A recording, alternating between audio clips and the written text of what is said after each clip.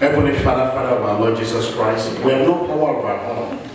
I don't even know any of these things that I'm about to say. But like I said, Lord, I have surrendered myself to you. I decrease as you increase in my life. Amen. We all decrease as you increase in our life together. Amen. We ask you to reveal your word to us. Amen. We also pray that you will speak to us. Amen. Let us discover you from your word. Amen. Because your word is who you are. Amen. Thank you, merciful Father. In Jesus' wonderful name we have prayed. Amen. We saw in creation, according to the word of God in Genesis, that God created the heavens and the earth and the earth. Oh please, oh thank you, God bless you. Let's give the Lord a clap. God revealed to us in Genesis chapter 1 that he made the heavens and he created the earth. And the earth was without form and void. So what we saw in Genesis, in that scripture, is that the earth was without purpose for mankind. Let me tell your neighbor, the earth that was originally created by God had no purpose for mankind. There was nothing we could do with it. There's absolutely nothing. When the word of God says the earth was without form and void, there's just absolutely nothing we can do with it. But you know, our God, who made it, he created all these things, and he has purpose for everything that he has made.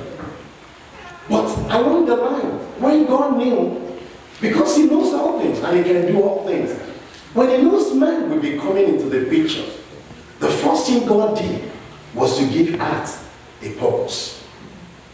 Say to your neighbor this morning, your life has a purpose. Your life has a purpose. The only reason why God repurposed the earth is not for himself. It's just because of us. God repurposed the earth. The earth that was initially created in the heavens, they were meant for him. There were innumerable companies of angels. The angels cannot be counted. Like I said, we have no knowledge about what is going on in heaven up to this point. What the angels are doing, what they eat, how they live, what is happening in heaven, we don't know. But when it comes to the question of the earth, God repurposed the earth. He changed it. And he changed it because of you and I. The very first thing God did was to bring light into what? From darkness. Darkness was already there. And God never wanted us to experience darkness in the form that God made the earth and the heavens. So God brought light in the midst of darkness. There is somebody in this place. Everything that appears to be darkness in your life, the Lord will shine light into it. I said there is somebody in this place today. Everything that appears to be darkness, the Lord will shine light into it. Say to your neighbor, light is good. Because without light, if we are walking in darkness, what is going to happen to us? We will stumble. I like the word for. We will stumble, we will fall. And that can lead to our destruction. And God doesn't want that. So part of his repurposing the earth was to give us purpose. He brought light. We're not even there yet. He already brought light into what? Into darkness. Praise the living God.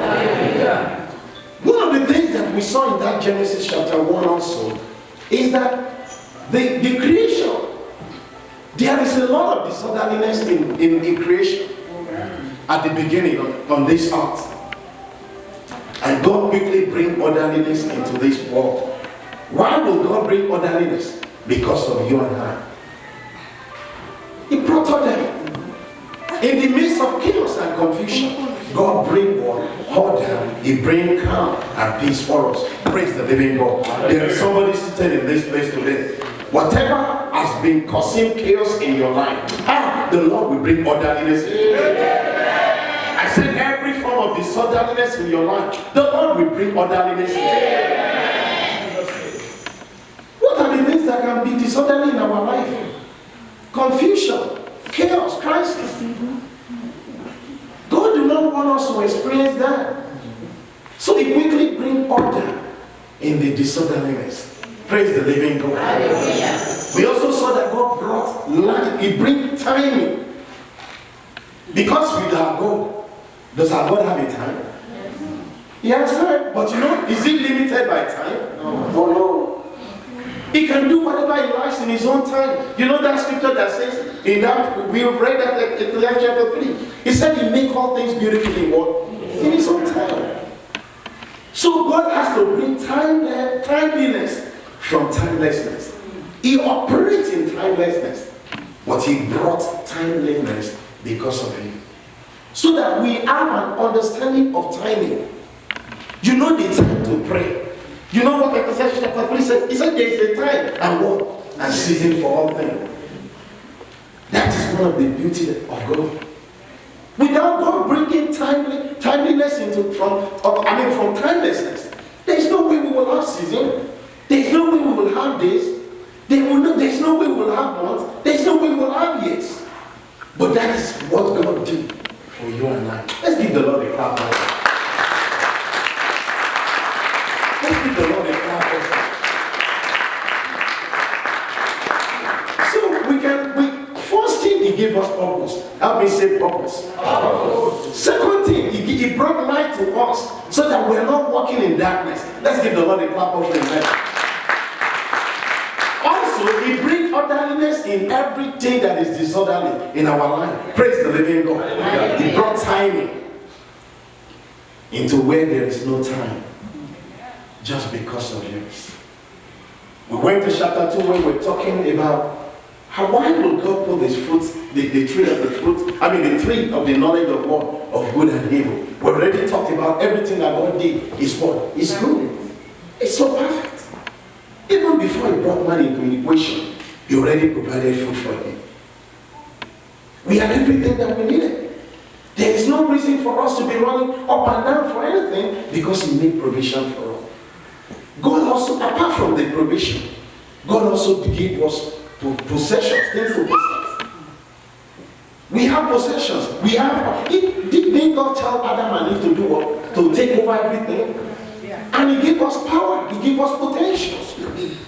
So we have powers. And he gave us a command with his power to do what? What are the 4 things he asked us to do with dominion? Can somebody remind us? Number 1 thing he asked us to do is to be what? To be fruitful. Is that not what God says? He said we should be fruitful.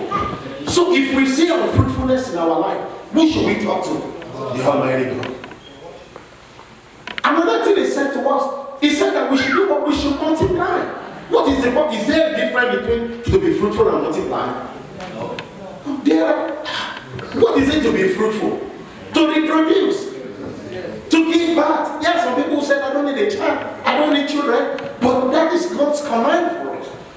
To reproduce. To procreate. But to multiply means we do what? We increase in number.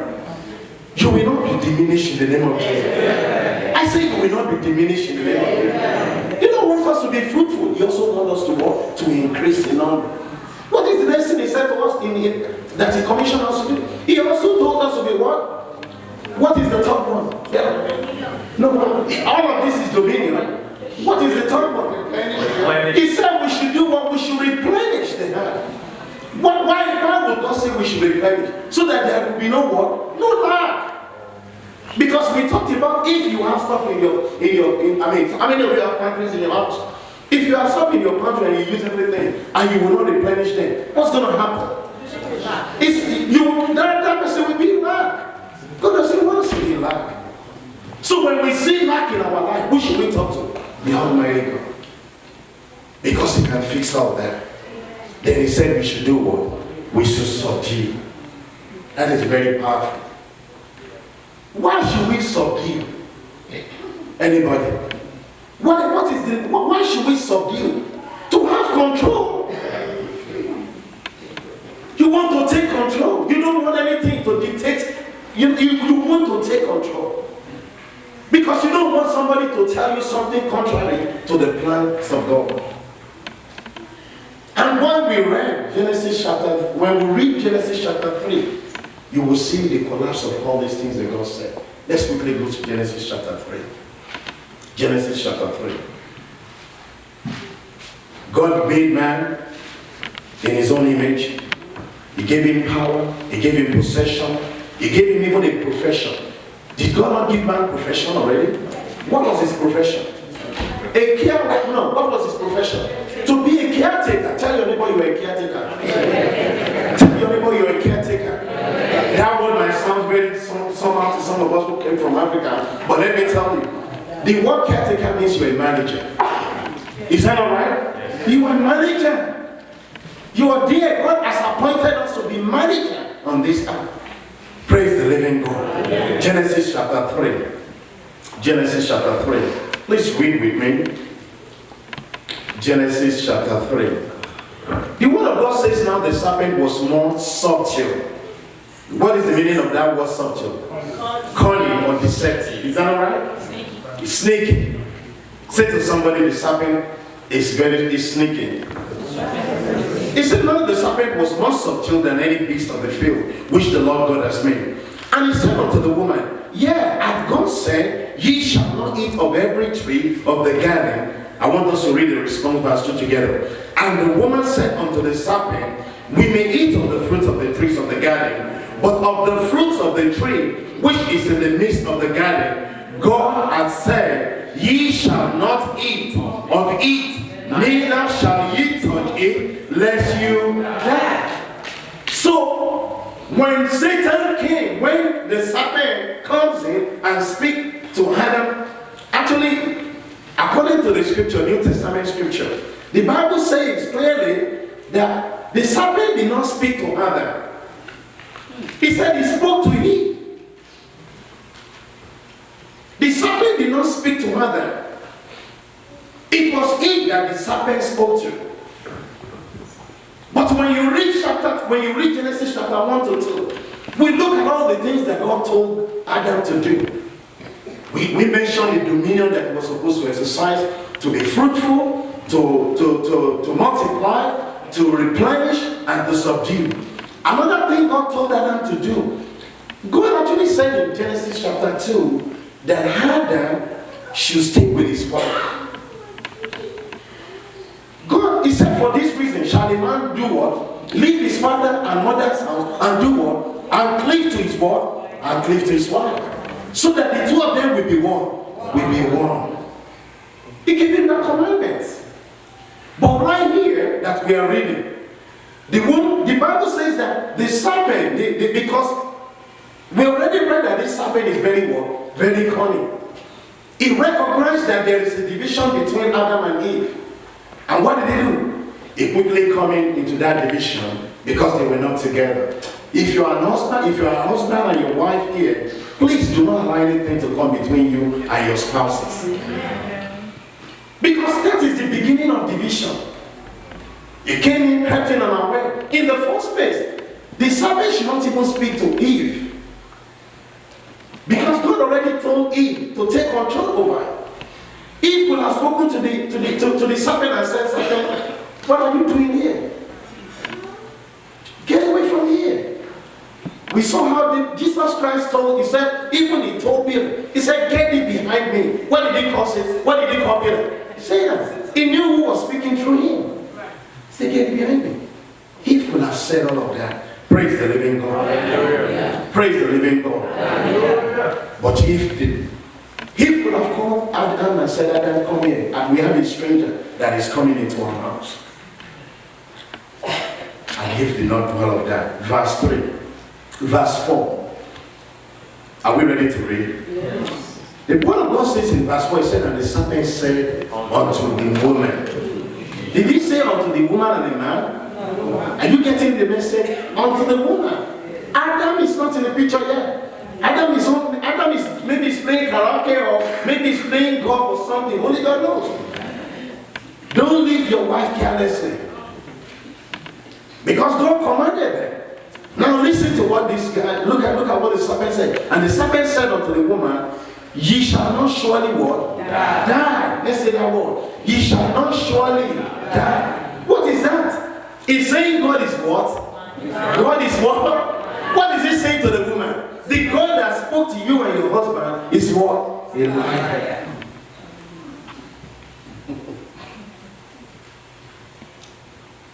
Who's the father of lies? First thing you want to recognize about the serpent is a liar. He has always been a liar. He will bring one lies. He told them, you're not going to die.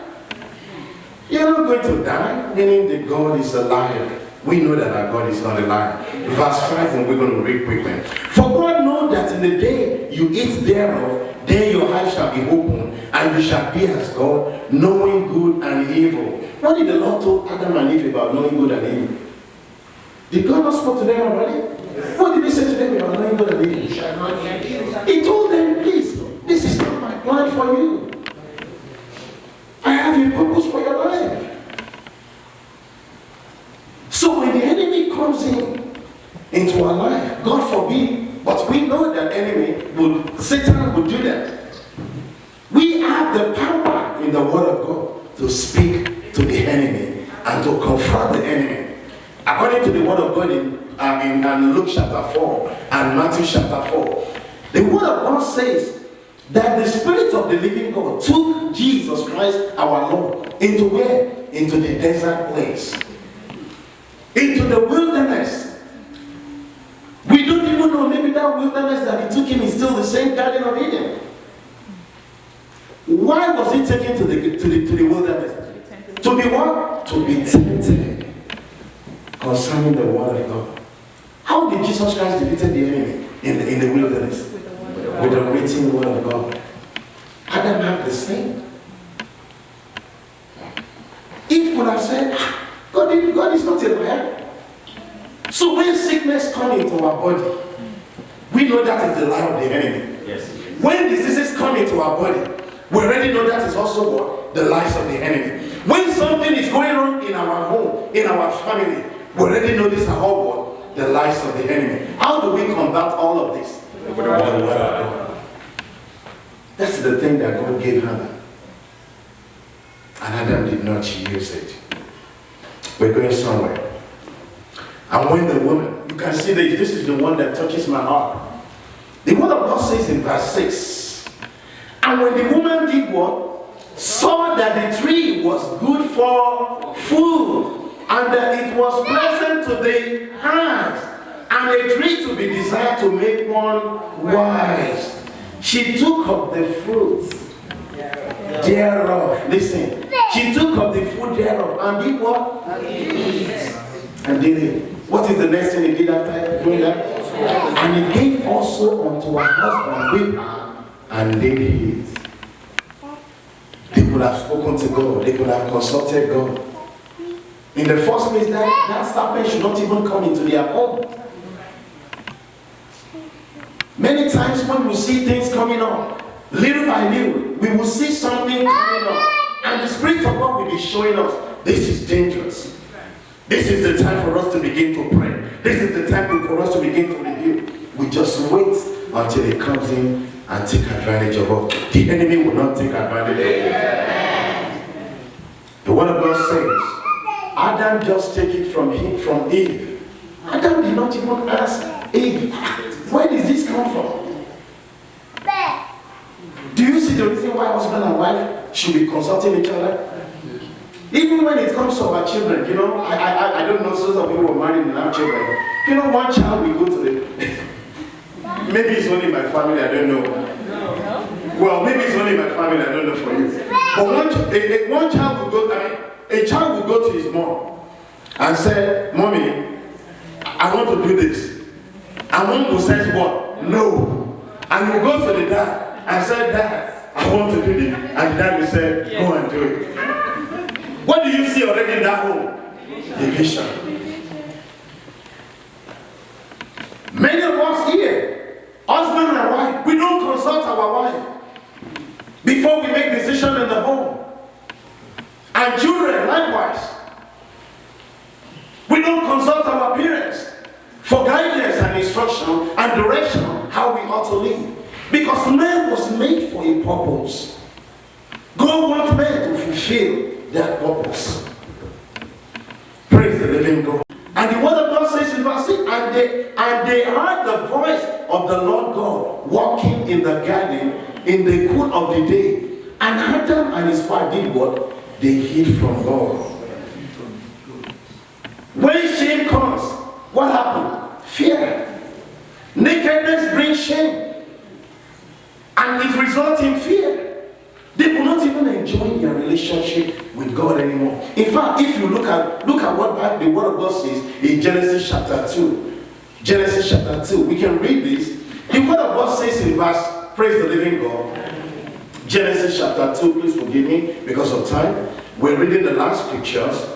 Look at what the Bible says in verse 24 and 25. It says, are we there to read together? Yes. Therefore shall a man leave his what? His father and his mother, and cleave unto who? His wife, and they shall be one flesh. Read verse 25 with me. And they were both naked, and the man and his wife, and they were not what?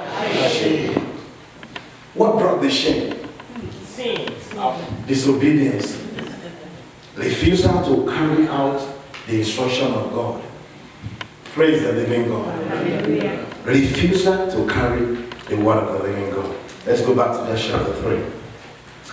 The word of God has to pass judgment upon them. I'm not going to be reading so quick here. The word of God says, and the Lord called unto Adam and said unto Adam, where art thou? God can't see them because of sin. And he said, I heard thy voice in the garden. I was afraid because I was naked, and I hid myself. And he said, who told thee that thou wast naked? Hast thou eaten of the tree whereof I commanded thee, that thou shouldest not eat? And the man said, the woman thou gavest to be with me, she gave me of the tree, and I did it. Did you see confusion in their family already? They started fighting each other. That's what happened in our family when we refuse to carry out the instruction of God. Verse 14, and the Lord God said unto the serpent, because thou hast done this, and thou art caused above all cattle, and above every beast of the field. Upon thy belly shalt thou go, and thus shalt thou eat all the days of your life. I will put enmity between thee and the woman, and between thy seed and thy seed. It shall bruise thy head, and thou shalt bruise his heel. I want you to read verse 16 with me. Unto the woman he said, I will greatly multiply thy conception in sorrow. Do we see that in this life now? Do we see this in this life? Is that the curse of God upon mankind? Yes. Yeah. Because that was not God's plan, original plan. Now let's read verse 17. It says something there, even in verse 16. It said, in sorrow shalt thou bring forth children, and your desire shall be to your husband, and they shall rule over you. Is that not what we are seeing in the world today? Now read verse 17 with me. And unto Adam he said, because thou hast hearkened unto the voice of your wife, and hast eaten of the tree of which I commanded thee, saying, thou shalt not eat of it. He said, cause is what? Cause is the ground. Because of what? Because of your sake. The ground here that we are on this wall is already caused. Praise the living God. Look at what the word of God says there. It says, thorns and thistles. Do we see thorns and thistles? When we plant food, you will see thorns and thistles come around. Because they do not want, they basically are carrying out the cause that God passed upon them. Verse 19 says, in the sweat of thy face shall you eat bread. Are we eating bread in the sweat of our face? Yeah. How many people don't go to work and eat here? How many of you are paid about, I know some people will say, well, I get social security. How many of you can get paid without working? Even people who get social security, is it not because of the work they've done before? Yes. But the word of God says here that it is out of our own sorrow and sweat we will eat. Praise the living God. Yeah. This is the one that is very troubling.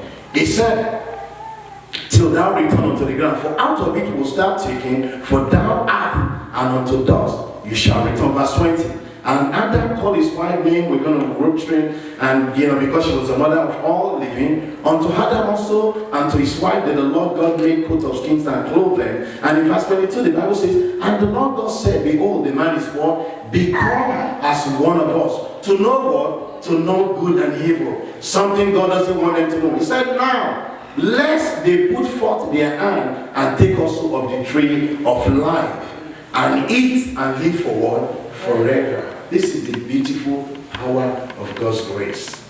Let's rise up on our feet. This is the beautiful power of God's grace. The word of God says after God has placed a curse upon mankind, even though God says yes, it's going to go back to the ground, the word of God says God in his love and mercy, he said, I will not let man take of the tree of life again. Because if man should take of the tree of life, what is going to happen to the man? He's going to live in perpetual sin and darkness forever, eternally. Did God make a way of escape for us? Did God make a way of escape for us? Yes. He said, therefore the Lord God sent him forth from the Garden of Eden to the ground from whence he was taken. He said, so he drove out the man and he placed at the east of the Garden of Eden cherubim and a flaming sword to turn every way. The Lord sent us out from that place of joy and peace that we should have for all eternity. But because of his love and mercy, he already has a plan to save mankind. He already has a plan that even in this great failure, in this great fall, I am not going to let you live eternally in darkness.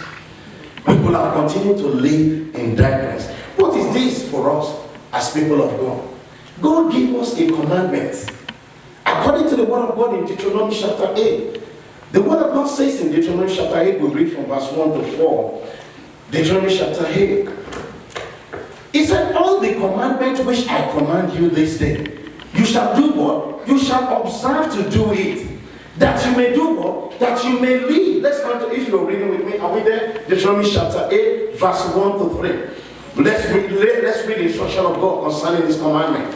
The reason for the tree of the knowledge of good and evil. He said, all the commandments which I command you this day, what are you going to do with it? You shall observe to do, that you may do what? You may live and do what? And multiply and go in and possess the land which the Lord sware unto your fathers. Verse 2. And thou shalt remember all the way which the Lord thy God led thee these 40 years in the wilderness, to humble thee and to prove thee, to know what was in your heart, whether thou wouldest keep what? His commandments or not. Is that the reason why he tested Adam and Eve in the garden? Oh yes. And Adam failed. But read verse 4 with me, read verse 3 with me. Are you ready? And he humbled thee and suffered thee to hunger and fed thee with manna, which thou knewest not, neither what? Neither did thy fathers know, that it might make thee know that man does not live by bread only, but by every word that proceeded out of the mouth of God. The conclusion of the story. When God made us, he made us for a purpose. And his plan is that we will not live by what? By food alone. How are we going to live to overcome, to be victorious?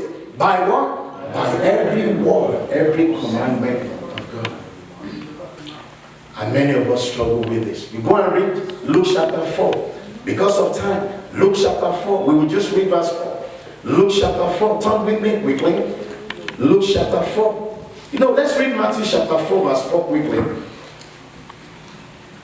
This was our Lord Jesus Christ in the wilderness, where he was tempted, like Adam and Eve was tempted. Jesus has taken the same test for all mankind, and he passed the test to the glory of the living God. But this is what he says in verse 4. But he answered and said, it is what? It is written, man shall not do what? Live by bread, but by every word that proceeded out of the mouth of God. Let's go to Luke chapter 4 as we begin to round up this morning. Luke chapter 4. And Jesus answered him, saying, it is what? It is written, that man shall not live by bread, but by every word of God. How have you been living? I want us to go before the Lord and begin to talk to God. I don't know. There is no way out for us, brothers and sisters. When God created man and gave mankind all of that God gave us, His perfect will and desire, His purpose, is that we will thrive on this earth by carrying out His commandments. Failure to carry out God's commandment will always result in destruction. How have you been struggling with the Word of God? Is there something God has been speaking to you? I want to speak to our young boys and young girls. I want to speak to our young men and young women. The Lord has spoken to us concerning different forms of sin. In what areas of your life are we struggling? Young brothers and young sisters. Fornication, adultery, every form of sin, unrighteousness, the Lord condemns. Which of these are you still doing? Because the Word of God says, man shall not live by bread alone, but by what? By every word that proceeded out. You're going to go with me in prayer. You're going to begin to talk to the Lord. I call upon you, Father, this morning. Every form of darkness in my life,